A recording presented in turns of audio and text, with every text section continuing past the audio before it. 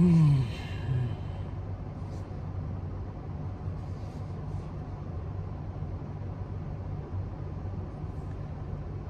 going on, YouTube? It's your boy Humble Way checking in with you again.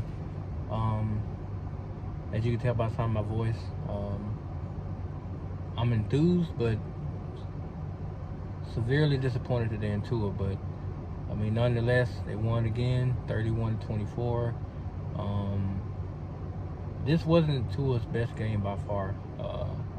I'm gonna go and say it. He played like trash. He did. Which is uncharacteristic of him, but you know, it's the NFL, so it does happen. He did a lot of one read, and you know, kind of like came off of the first read kind of slower than what he normally does. So I don't know if that was part of the game plan to just have him hit one read and keep going, or what, because they took away Waddle, and who was out in the game. He didn't play today due to COVID protocols, and then Gronkowski was basically blanketed most of the game. So it kind of forced Tua to look for other options besides Mike and Jalen. With that being said, even though he played like trash, the fourth quarter, it was his. Outside of the dumbass pick six he threw, which was telegraphed because the corner actually, Echols saw the pass coming the entire time, and Hunter Long ran a half-ass comeback route, which if you're throwing the ball anyway, you throw it to the outside. That way the defender doesn't have a chance.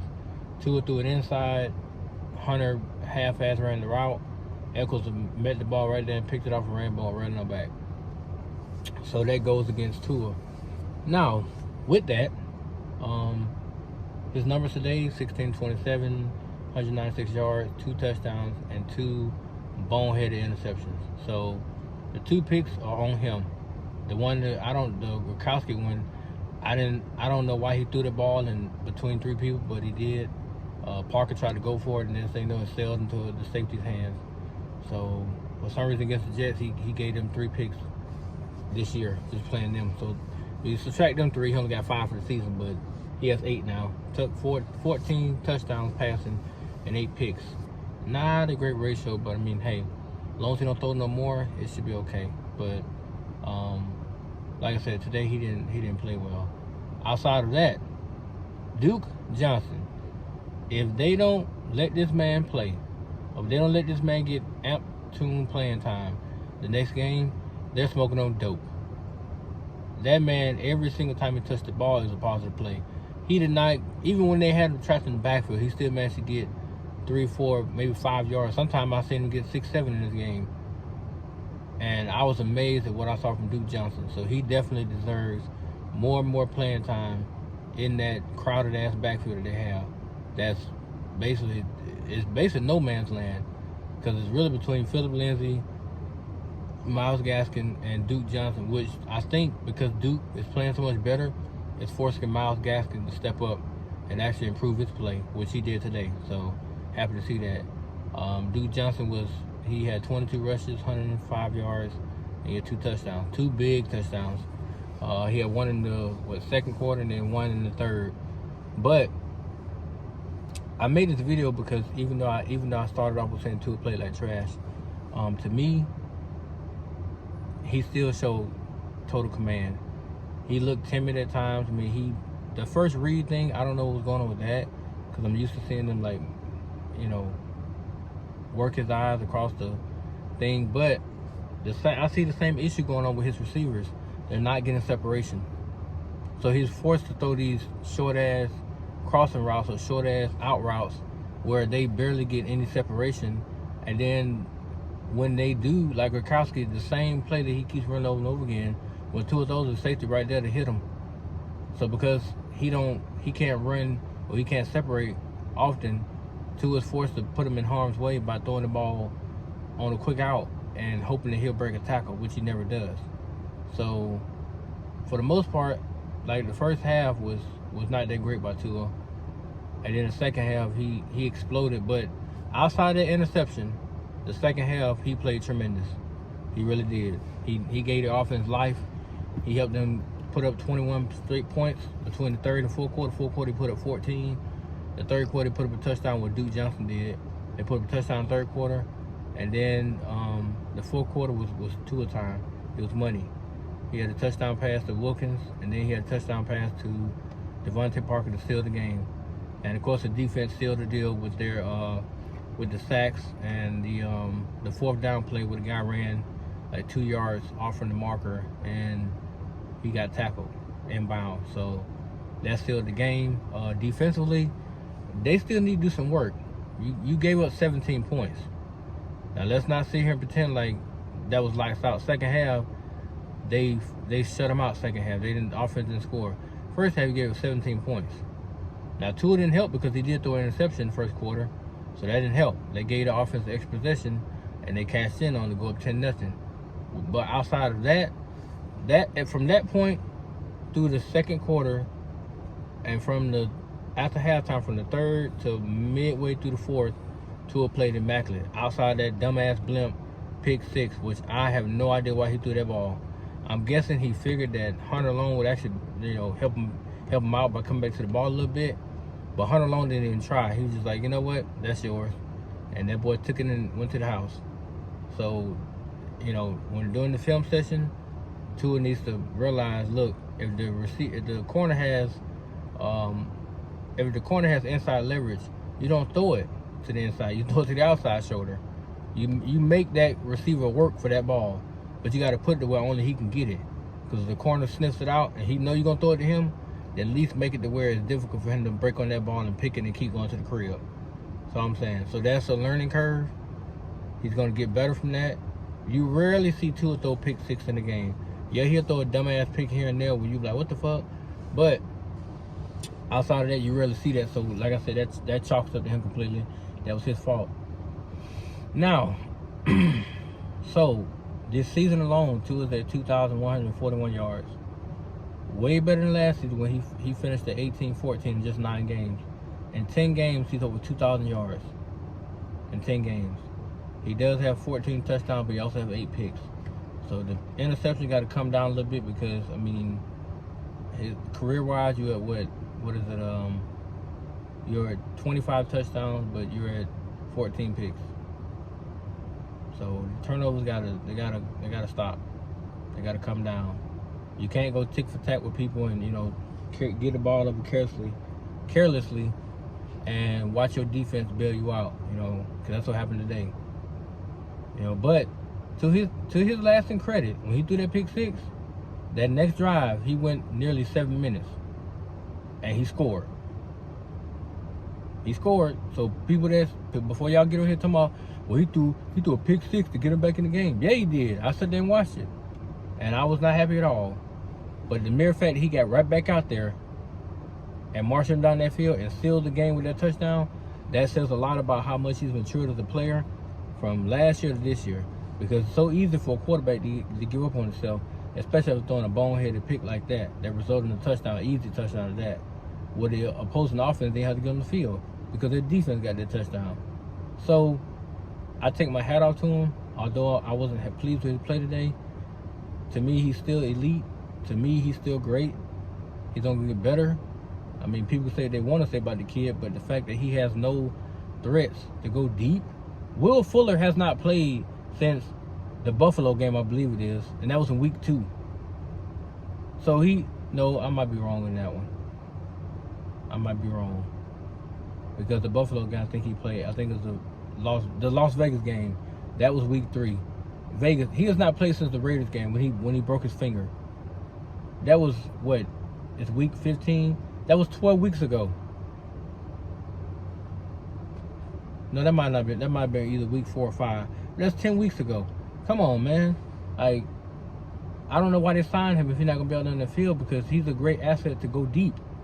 Which, if you saw today, Albert Wilson is the dumbest receiver they have out there. He won't even look back for the ball. And I'm pretty sure on that the route that he threw to Gronkowski, where the guy, got over the top. If you look at Wilson, he running down the field, he didn't even turn his head.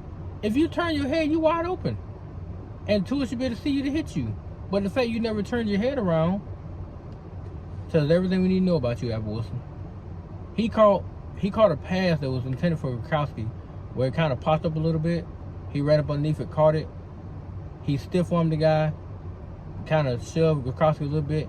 Instead of him getting the first down, he ran. He tried to outrun him to the sideline. He got the first down, but all the extra effort didn't make no sense.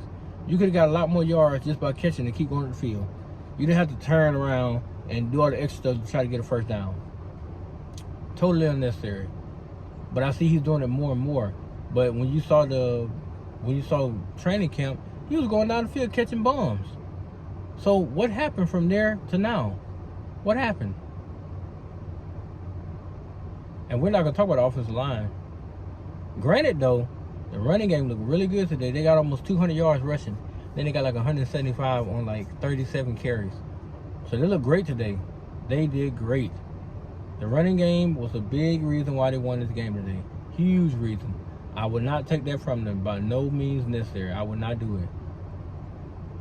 And when they needed touchdowns, Duke Johnson got 2 of them. Then Tua delivered with 2 critical touchdown passes.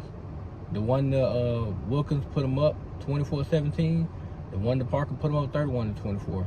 This is the second time this year the offense put up more than 30 points in a game.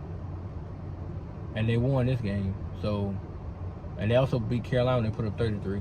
But special teams blunder. The guy that wasn't expecting to pass, or he wasn't expecting the ball when they hiked it to him. That's another dumbass possession. The near fumble that happened between Tua and Gaskin. That was another opportunity right there in New York that Miami dodged a bullet.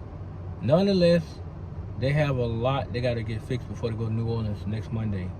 Do I believe they can do it? Absolutely. The real question becomes, how will Tua perform in that kind of environment? Because I really think he's going to excel, but also worried. Like, I just don't want him to get in there and start, they get behind early and it's forcing him to have to bring them back.